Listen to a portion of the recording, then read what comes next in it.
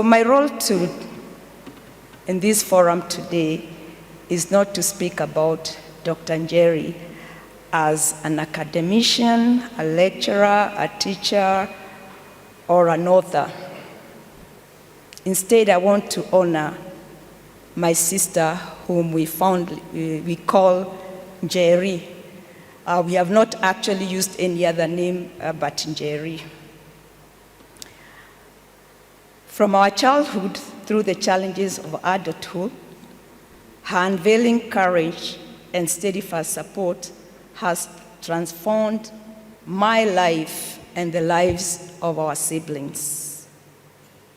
She has taught us resilience, compassion, kindness, and the true meaning of unconditional love.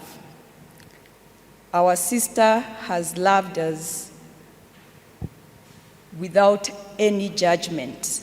We have done things that probably she would criticize us, but all our siblings can say she has always been more of a positive person that corrects us other than judging us. Her love has truly been unconditional for all of us. To us, Mary or Njeri is the anchor of our family.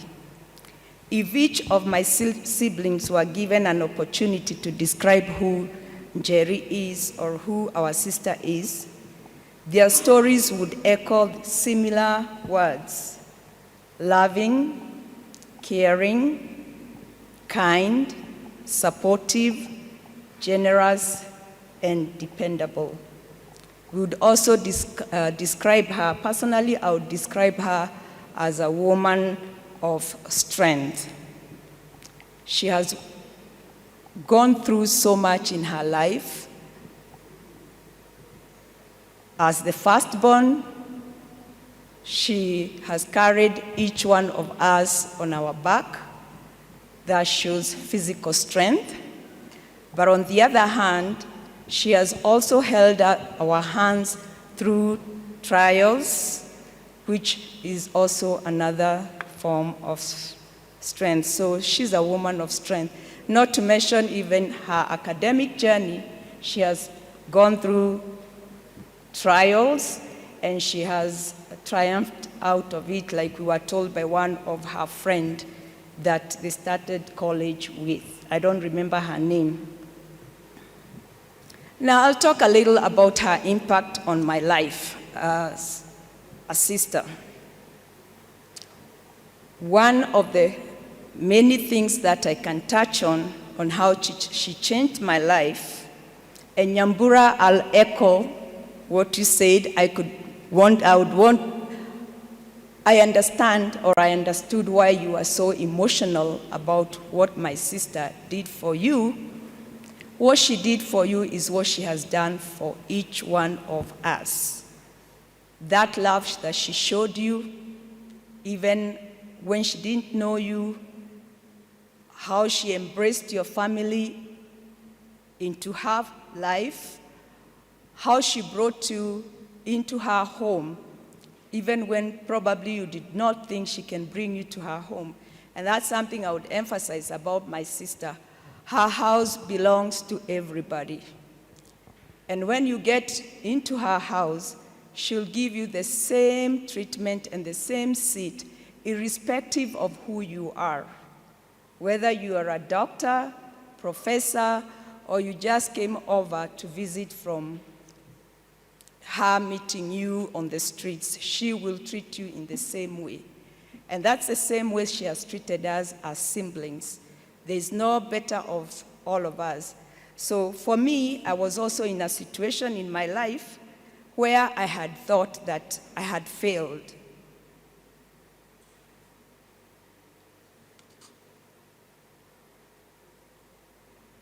During those difficult moments, Njeri stepped in. She supported me emotionally and financially without any judgment. the situation I was in, she knew the challenges that I was going to face in life. She encouraged me to go back to school.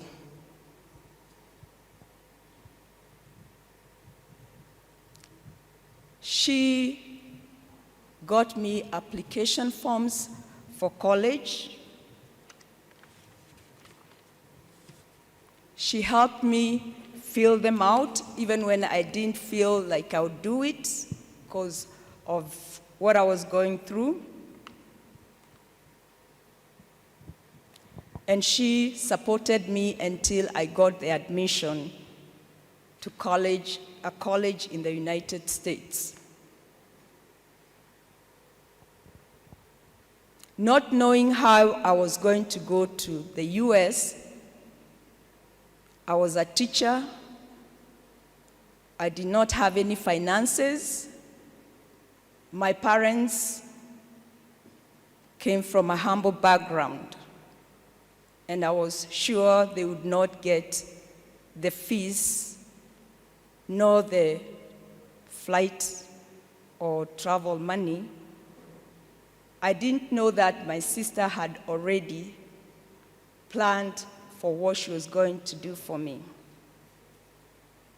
Instead of buying plots or material assets, she used the money that she had to pay for my flight. She gave me pocket money in dollar form. And even when I was in the US, still going through my studies, because I was an international student, when the TAF got going, she paid my college fee.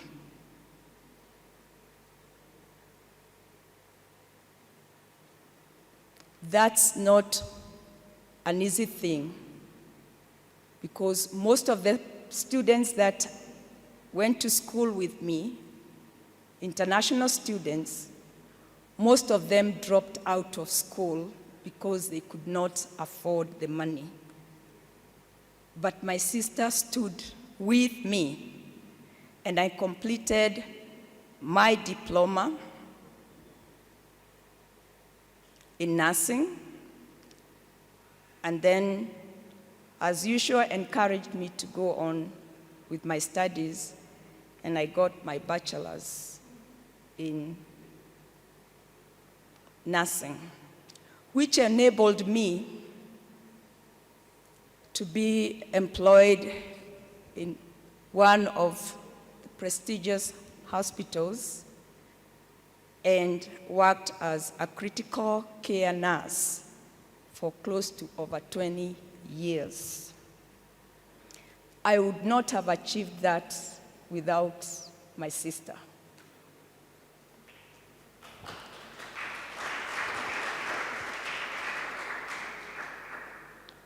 Today, I would proudly say I've been recognized in the positions that I held at the hospital.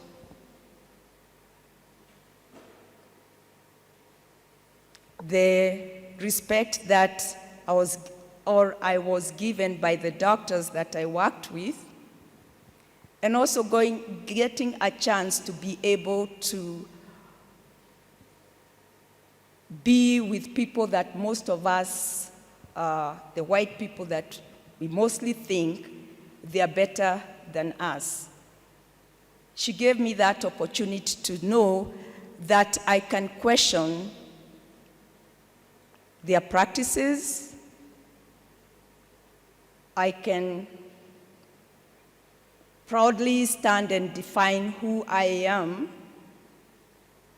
And she also made me believe in myself. That I would not have achieved if my sister had not sacrificed what she did for me. And Njeri, I will be always and I will live to thank you for what you have done for me.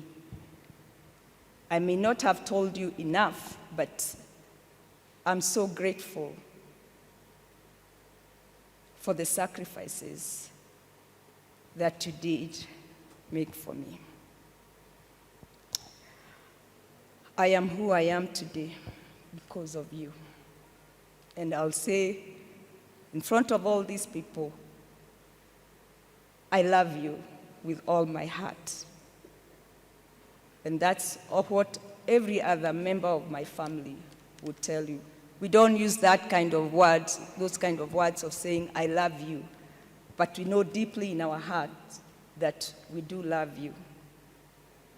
Let me talk on another side of Mary, her gift of listening and acting.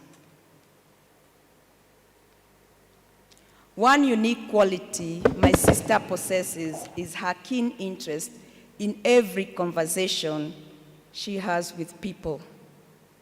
She listens carefully, thinks deeply, and often turns simple conversations into meaningful action. During the COVID-19 pandemic, I had a casual conversation with her about the spread of viruses and how masks would control it. It was just a conversation we were having at, just sitting watching TV when there was so much drama about COVID. And I told her, you know what, in my place of work, because we have very critical patients, infection is one thing that we really take into control. And I told her there's one simple thing that we do to prevent us from getting sick or taking sickness to the very immune-compromised patients. I told her we only need a mask, and that is what people need to wear. That was just a general conversation that I had with her. The next thing I knew is that she called somebody, a Juakali, I think that's Pastor Karanja, and she asked me to talk with Dr. Karanja on how that mask would be made. And I remember writing a text to her. Kainga, I also wrote you a text. I'll show it to you. I wrote you that text on about bringing the issue of wearing masks so that we can prevent the infection. But she convinced me to do it. The usual person that you give a conversation to. And the next thing is that Pastor Karanja, I explained to him how to do it. He went to Juakali, made the cloth masks, and the next thing I heard in their conversation with Njeri was that he had been called to talk about how he came up with the idea of making masks. But for me, what I got from that, he said, in Kikuyu, that idea gave him money to be able to put wetogorokenuge in our homes. So that is who Njeri is, with the conversations that she has. And I will also add to that, when we had the IDS celebration, I told people I didn't know who she was. And sure enough, not that I didn't know she was my sister, but because I had people talk about somebody that I had not known my growing up. But what I got from those conversations is who she is today. So the Ubuntu, it's called Ubuntu, Ubuntu. That is what she is to us. So Njeri has transformed what she treats us to bring it to the community.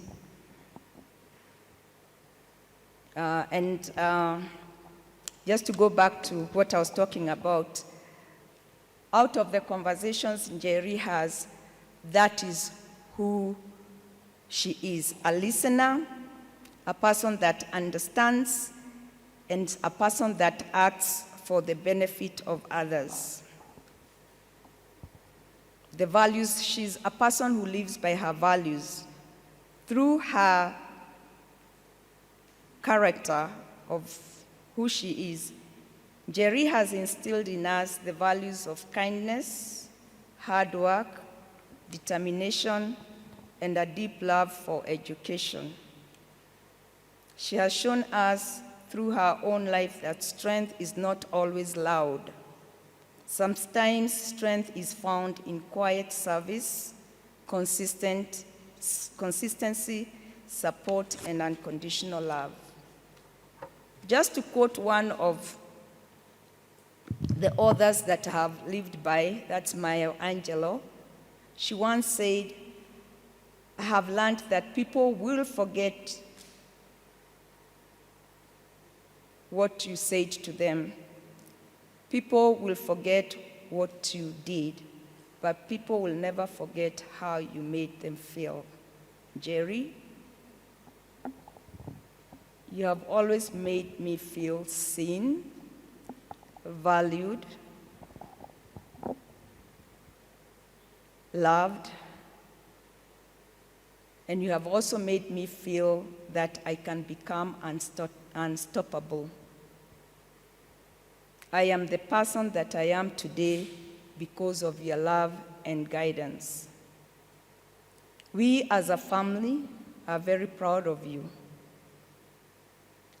I know you expressed your desire to honor Dad and Mom during this forum. Unfortunately, Dad passed away on June 19th. Dad would have been very proud of you.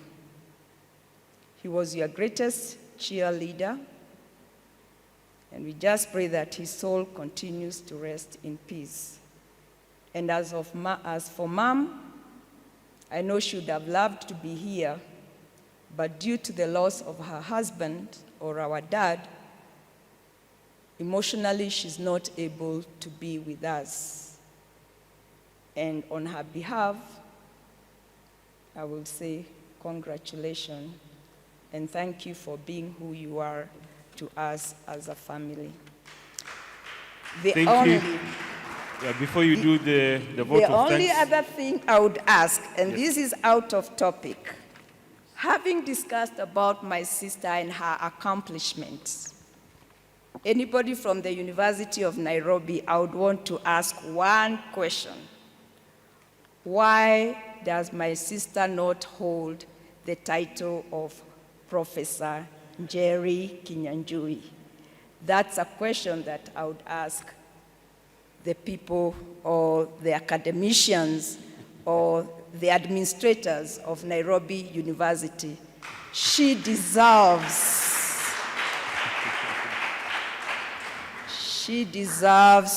that title.